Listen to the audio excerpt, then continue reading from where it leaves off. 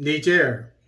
President Bazoum thanks Nigeria over $1.96 billion Kano Maradi Railway project.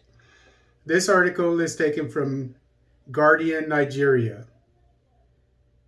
President Mohamed Bazoum of Niger Republic has expressed appreciation to President Muhammadu Buhari for approving the $1.96 billion Kano Maradi Railway project.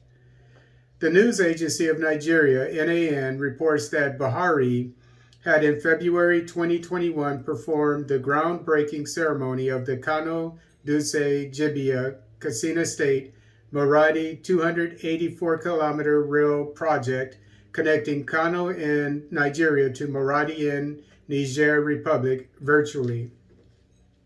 The project, approved by the Federal Executive Council, FEC, in September 2020, is believed to be crucial to rail development in Nigeria and in the West African sub-region.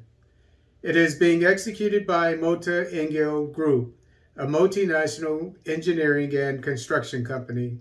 The project, with 15 stations along the corridor, would boost socio-economic activities in Kano, Katsina, and Jigawa states in Nigeria, as well as Maradi in Niger Republic.